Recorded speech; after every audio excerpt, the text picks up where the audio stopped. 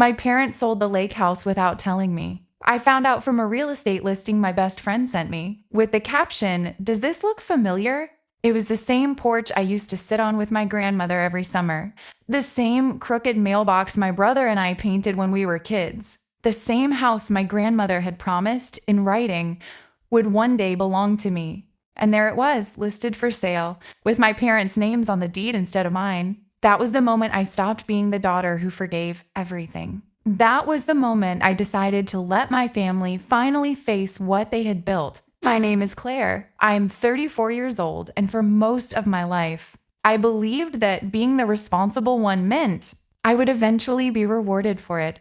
I believed that if I worked hard, stayed quiet, and never asked for too much, my family would notice. I believed that love in my family was something you earned through patience. I was wrong, but it took me a very long time and a lot of quiet nights to understand that. I grew up in a small town called Ashford Falls, the kind of place where everyone knew everyone, and where families like mine were considered the stable ones. My father, Robert, worked as an accountant for the same local firm for almost 30 years. My mother, Linda, stayed home when we were young, and later worked part-time at the town library. We were not wealthy, but we were comfortable. And every summer, we spent 2 weeks at my grandmother's lake house, a small wooden cabin on Willow Creek that smelled like pine and coffee and old books. My grandmother, Rose, was the person who understood me best. She was sharp, funny, and completely unimpressed by excuses.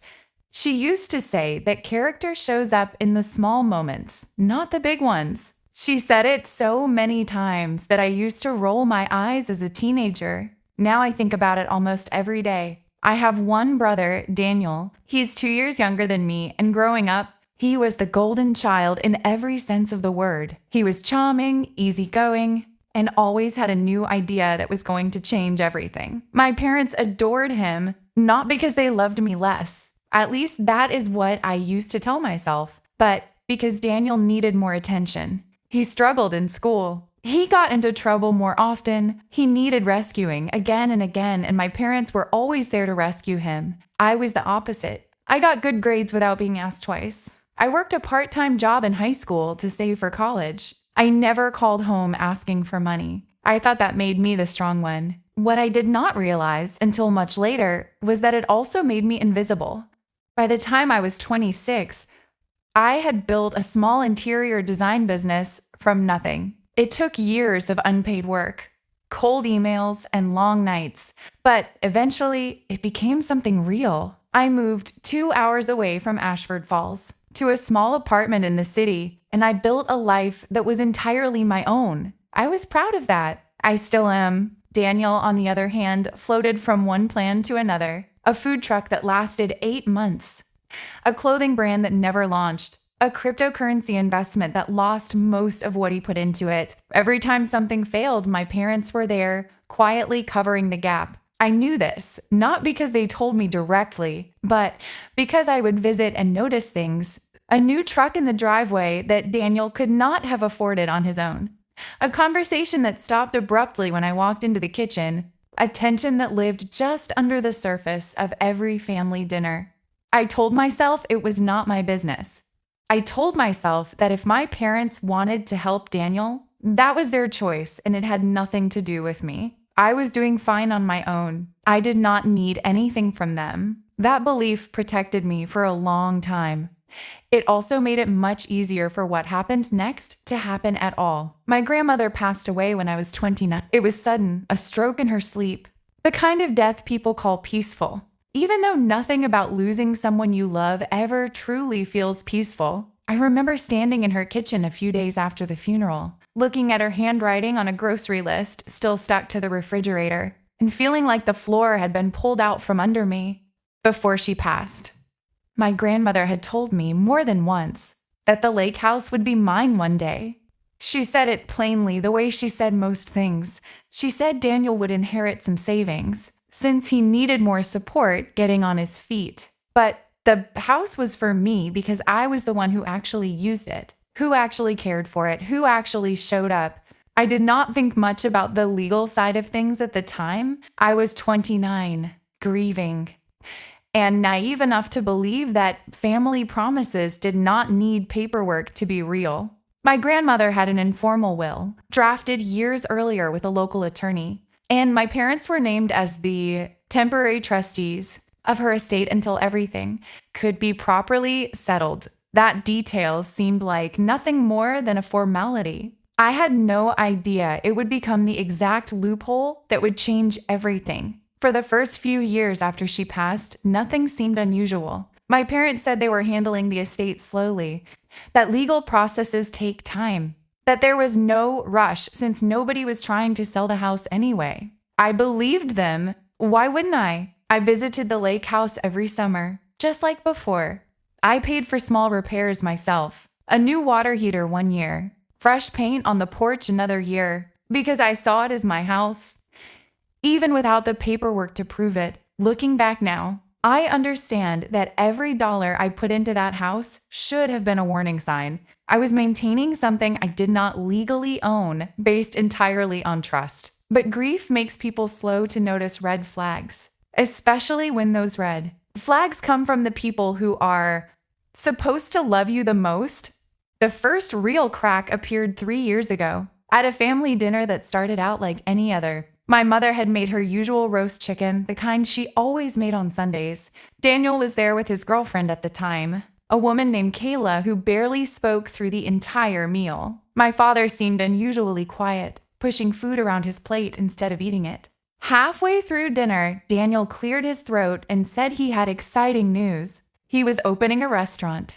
Not a food truck this time, a real restaurant downtown, with a proper lease and everything.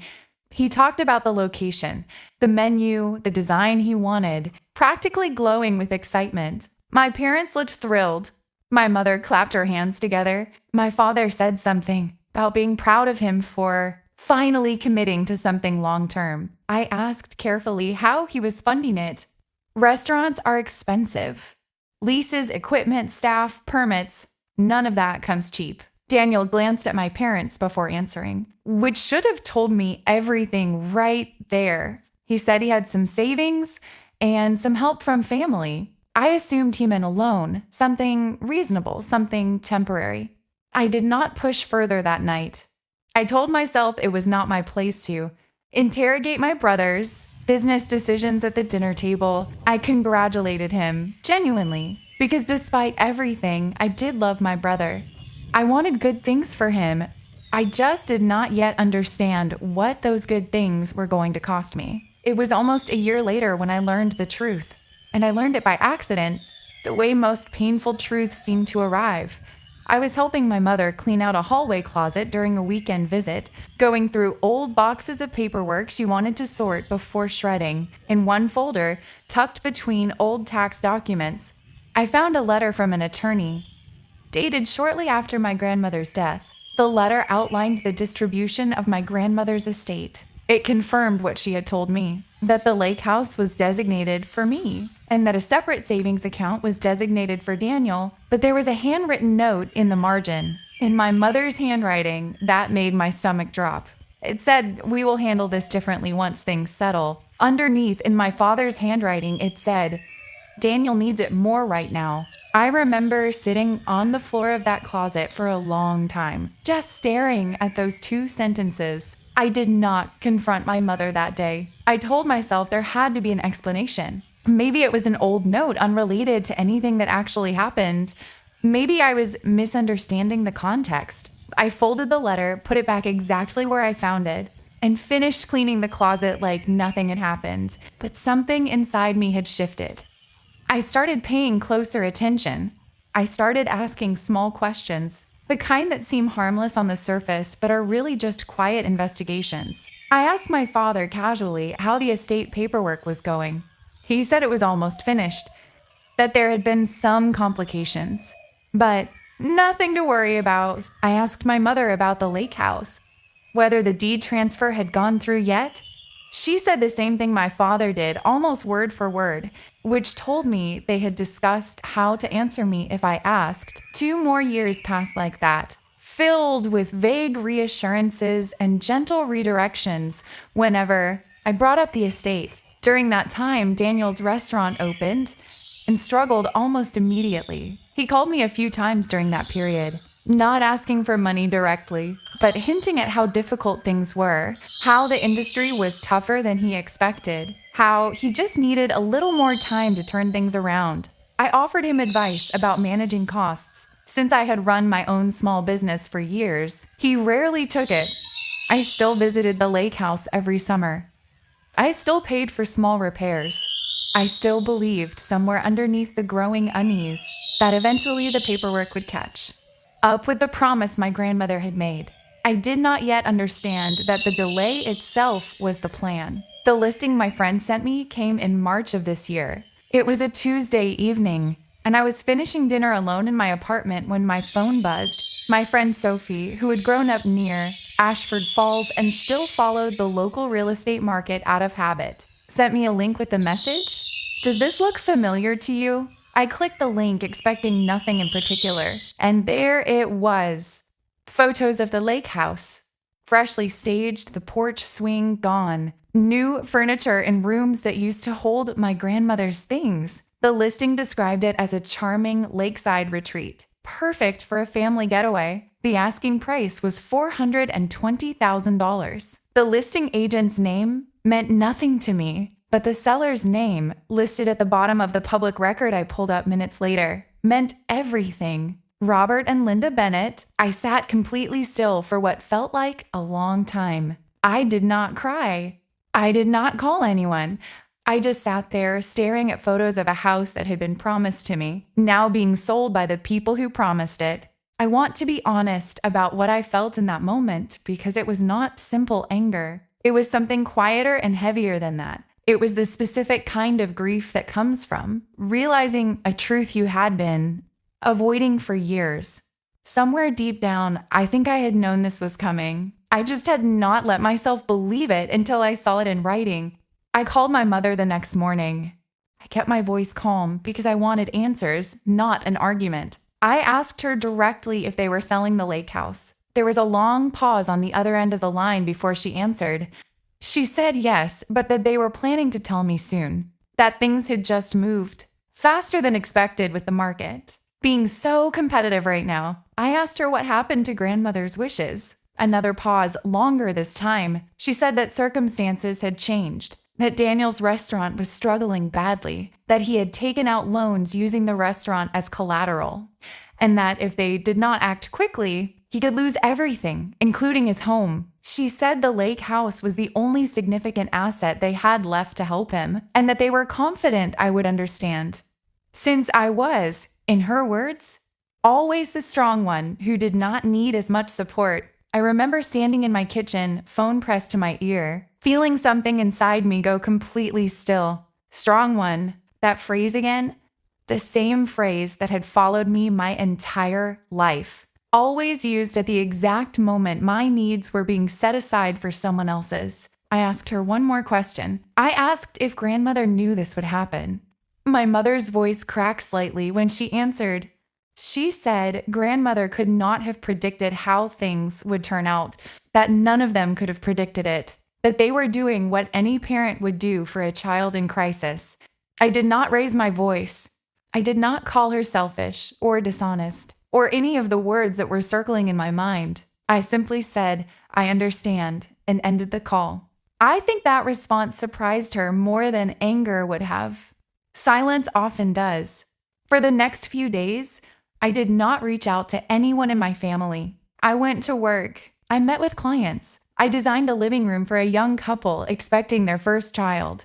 And I smiled through the meeting even though my chest felt tight the entire time. At night, I sat alone in my apartment, replaying every summer at that lake house. Every promise my grandmother had made, every quiet sacrifice I had made to maintain a home that was never legally mine. It was during one of those sleepless nights that I finally opened the folder of documents I had saved from that hallway closet years earlier. I had photographed the letter that day, almost instinctively without fully understanding why. I looked at it again now at the handwritten notes in the margins, and I felt something shift from grief into resolve. I called an attorney the following Monday. Her name was Diane Foster. a calm, methodical woman recommended by a colleague who had gone through a difficult custody case. I brought the photographed letter, along with copies of receipts for every repair I had paid for at the lake house over the years and records of my visits, which I had unknowingly documented through years of social media. Photos and calendar entries. Diane listened carefully as I explained the situation. When I finished, she asked a single question that changed the direction of everything that followed. She asked whether my grandmother's original estate documents had ever been formally filed with the county, or whether my parents' informal trustee arrangement had simply continued without proper legal transfer. I did not know the answer. Diane said she would find out. It took about 2 weeks for her office to pull the necessary records. During that time, I continued living my normal life, though normal no longer felt like the right word for it. Daniel called me twice during those 2 weeks. I let both calls go to voicemail. In the second message, his voice sounded tired, almost desperate, asking me to call him back, saying there were things I did not understand about the situation. I did not call back yet. I wanted fact stuff first, not more explanations. When Diane finally called with what she found, I was sitting in my car in a grocery store parking lot, engine off, groceries melting in the back seat. She explained that my grandmother's original will had, in fact, been properly filed with the county shortly after her death. It named me as the sole beneficiary of the lake house, with a clear and specific clause stating that the property could not be sold, transferred, or used as collateral without my written consent. Since I was named as the eventual owner upon completion of the estate transfer, my parents, as temporary trustees, had a legal obligation to complete that transfer within a reasonable time frame. They had not done so. Instead, they had continued, holding the property under the trustee arrangement far longer than legally appropriate, and were now attempting to sell it without ever formally transferring ownership to me, and without my consent, which the will explicitly required. I sat in that parking lot for a long time after the call ended, melting groceries forgotten in the back seat. I felt something complicated settle over me. Not quite relief, not quite anger. Something closer to clarity.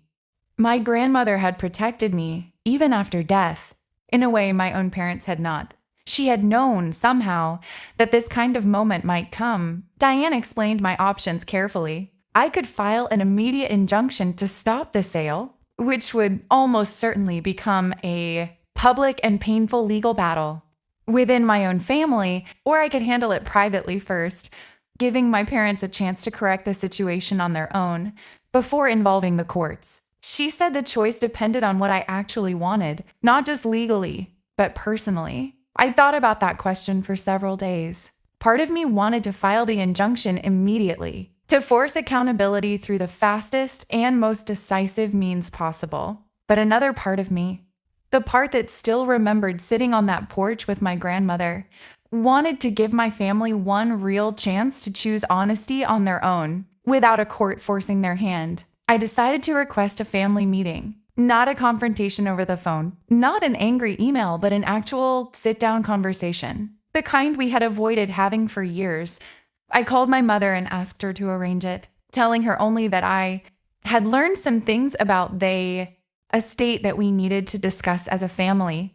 She sounded nervous on the phone, agreeing quickly, perhaps sensing that something significant had changed in my tone. The meeting was set for the following Saturday at my parents' house. I drove the 2 hours from the city with Diane's documents in a folder on the passenger seat, and a strange, steady calm settling over me the closer I got. I had spent so many years being the quiet one, the accommodating one, the one who absorbed disappointment without complaint. That version of me was not the one walking into that house. My parents' living room looked exactly the same as it always had. Same faded blue couch. Same family photos on the mantel, most of them featuring Daniel in some kind of celebratory pose. A graduation, a birthday, a ribbon cutting for his restaurant that now sat mostly empty most nights. My father sat in his usual armchair, looking older than I remembered. Deep lines across his forehead, My mother sat beside him, hands folded tightly in her lap.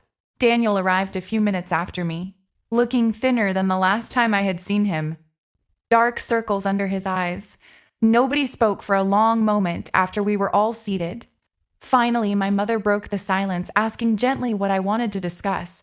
I placed the folder on the coffee table between us, but did not open it yet. I told them I knew about the sale of the lake house. I told them I had seen the listing before they told me anything. My mother's face flushed with embarrassment. My father looked down at his hands. I told them I understood Daniel was struggling, and that I did not enjoy seeing him suffer. Daniel's eyes met mine briefly, something like guilt flickering across his face before he looked away. I told them that despite everything, I still loved this family, and that nothing I was about to say came from a place of wanting to hurt anyone. Then I opened the folder. I explained calmly and clearly what Diane had found. I explained that grandmother's will had been properly filed, that I was the legal beneficiary of the lake house, and that the property could not be sold without my consent. I watched my father's face pale as I spoke. My mother's hands gripped each other so tightly her knuckles turned white. Daniel spoke first, his voice unsteady.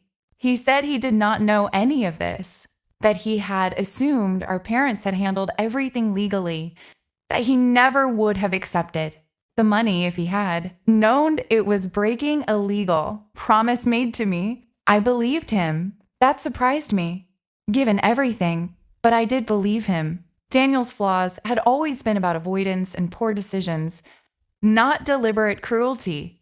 He had simply accepted help without asking uncomfortable questions, the same way he had done his entire life. That did not excuse him completely, but it did separate him, in my mind, from what our parents had actually done. My father finally spoke, his voice quiet, almost pleading. He said they never intended for me to find out this way. He said they had planned to make it right eventually. Once Daniel's restaurant stabilized, once things settled down, he said they thought I would understand, since I had always been the responsible one, the one who did not need help the way Daniel did. I asked him a question I'd been holding on to for weeks. I asked whether being responsible meant I deserved less consideration than my brother, simply because I had never given them a reason to worry about me. Nobody answered that question. The silence that followed was heavier than anything anyone could have said. My mother finally spoke through tears, saying that they loved me just as much as Daniel, that this was never about love, it was about survival, about keeping the family from falling apart during a genuine financial crisis. She said Daniel could lose his home if the restaurant failed completely, that they were trying to prevent an even bigger tragedy. I told her, gently but firmly, that I understood the fear behind their decision. I told her fear does not excuse dishonesty. I told her that if they had simply asked me directly, explained the situation honestly, and asked whether I would be willing to help, I might have said yes. What I could not accept was discovering it through a real estate listing, after years of quiet reassurances that everything was being handled properly. I told them I was not filing the injunction, at least not yet. I told them the sale needed to stop immediately, and the deed needed to be formally transferred to me, exactly as grandmother's will required. What happened after that, I told them, would be entirely up to me, and I no longer felt obligated to make that decision quickly, or to make it easy for anyone in the room. My father asked, voice barely above a whisper, what that meant for Daniel. I looked at my brother, who was staring at the floor, shoulders slumped in a way I had never seen before. I told him this was not about punishing him. I told him I did not blame him for accepting help he believed was given honestly, but I also told him that I was done being the family's quiet safety net, the person who absorbs consequences so that everyone else can avoid facing them. I left the house that evening without resolving everything. Some conversations cannot be resolved in a single sitting, and I no longer believed rushing toward comfort was worth the cost of honesty. The drive home felt different than any other drive I had taken from that house, quieter, lighter, in a strange way. Even though my chest still ached, over the following weeks, the legal transfer of the lake house moved forward, exactly as grandmother's will had specified. Diane handled the paperwork with a level of calm professionalism That made the entire process feel less overwhelming than I expected. My parents, faced with the legal reality, cooperated fully, perhaps relieved, in some strange way, that the decision was finally out of their hands.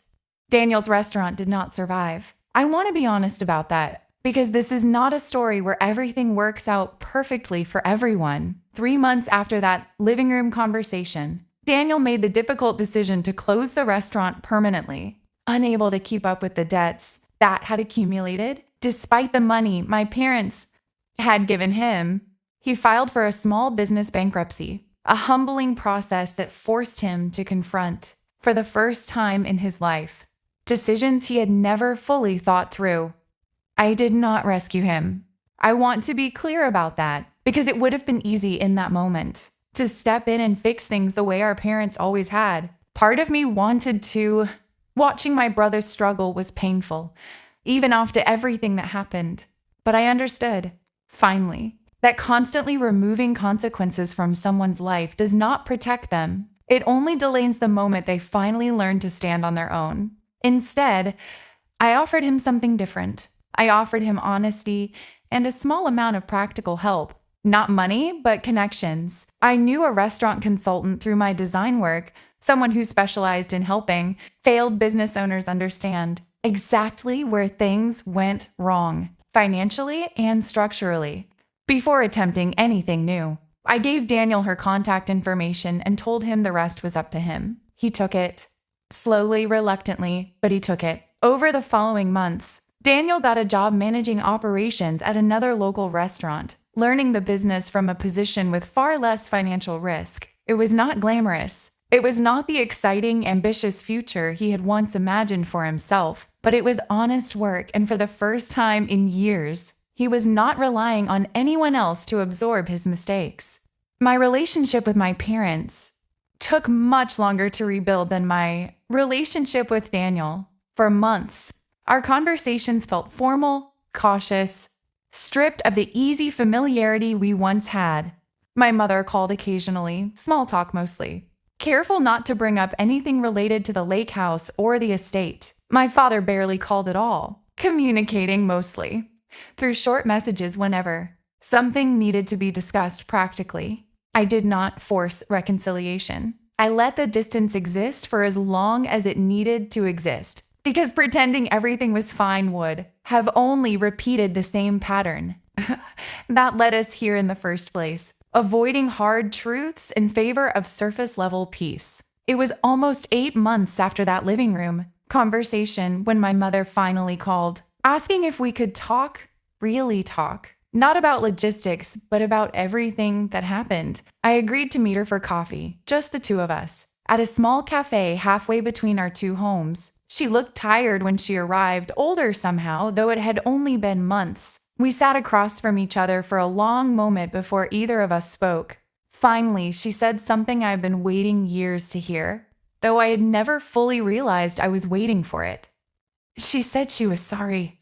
Not the vague, defensive apology she had offered months earlier, but something more specific. She said she realized, looking back over my entire childhood, that she and my father had unintentionally taught me that love needed to be earned through self-sufficiency, while teaching Daniel that love meant being rescued no matter what. She said she saw now how deeply unfair that pattern had been, not just to me, but to Daniel as well, since it left him unprepared to face difficulty on his own. I felt something loosen in my chest as she spoke, a tension I had been carrying for so long, I had almost forgotten it was there. I told her I appreciated her honesty. I told her that healing this relationship would take time. Real time, not a single conversation, but that I was willing to try, as long as honesty remained part of how we moved forward. She nodded, tears in her eyes, and said that was more than fair. My father and I had a similar conversation a few weeks later. Shorter, more awkward, since emotional honesty had never been his strength. But he said something I still think about often. He said he had spent so many years trying to protect Daniel from failure that he never stopped to ask whether failure might have actually been good for him. might have taught him things that constant rescue never could. He said, watching me handle this entire situation calmly, firmly, without cruelty, made him realize that strength does not always look like struggle. Sometimes it looks like boundaries. I did not expect that particular observation from my father, of all people, but I appreciated it more than he probably realized. The lake house is mine now, fully and legally, exactly as grandmother intended. I did not sell it. I could not bring myself to, not after everything it represented. Instead, I spent the following summer slowly restoring it. The same porch swing my grandmother used to sit on, refinished and repaired. The same kitchen where she taught me to bake bread on rainy afternoons. Updated but familiar. Last summer, for the first time in years, my entire family gathered there together. It was not perfectly comfortable. There were still moments of quiet tension, small reminders of everything that had happened, but there was also real connection, real conversation, the kind we had not shared honestly in a very long time. Daniel sat on that same porch with me one evening, both of us quiet, watching the sun set over the water. He told me he was grateful, not for the restaurant failing, but for what he learned because of it. He said he finally understood the difference between being helped and being rescued, and that understanding had changed the way he approached everything. Work, relationships, even the way he thought about becoming a parent himself one day. I told him I was proud of him, and I meant it completely. Looking back on everything now, I do not think my parents were cruel people. I think they were frightened people, making desperate decisions to protect a child they believed could not survive without constant intervention. Their fear led them to unfair choices that hurt me deeply, choices I am still, in some ways, healing from. But understanding their fear does not mean excusing their dishonesty. Both things can be true at once. What I learned through all of this is that being the responsible one in a family does not mean you deserve less protection, less honesty, or less love. It means you deserve more consideration, not less, precisely because you have spent your entire life asking for so little. I spent years believing that quietly absorbing unfairness was a form of strength. I know now that real strength sometimes means speaking a hard truth calmly, holding a boundary firmly, and allowing people you love to face consequences you could easily remove. Because removing them would only teach them the wrong lesson all over again. I did not destroy my family by standing up for myself. I actually think, in a strange and complicated way, I helped save it. Sometimes the most loving thing you can do for the people around you is refuse to keep protecting them from the truth. Sometimes love looks like letting consequences finally catch up to the people who have been running from them for years. And sometimes the quietest, calmest choice you make is the one that finally forces everyone, including yourself, to grow. The lake house still smells like pine and coffee and old books. Some mornings when I sit on that porch alone, I swear I can almost hear my grandmother telling me that character shows up in the small moments, not the big ones. I understand that now, more completely than I ever did as a teenager, rolling my eyes at her wisdom. This past spring, my mother asked if she could help me plant flowers along the porch. The same white daisies my grandmother used to grow there every year. We spent an entire afternoon on our knees in the dirt together, barely speaking, simply working side by side. It was such a small moment, but it was honest, uncomplicated, and real, in a way so many of our interactions had not been for years. If you are someone who has spent your life being the responsible one, the strong one, the one who never asks for too much, I want you to hear something clearly. You are allowed to expect fairness. You are allowed to ask hard questions. You are allowed to step back and let people face consequences. Even people you love deeply. That is not betrayal. That is not selfishness. That is simply what honesty looks like when it finally arrives after being avoided for far too long.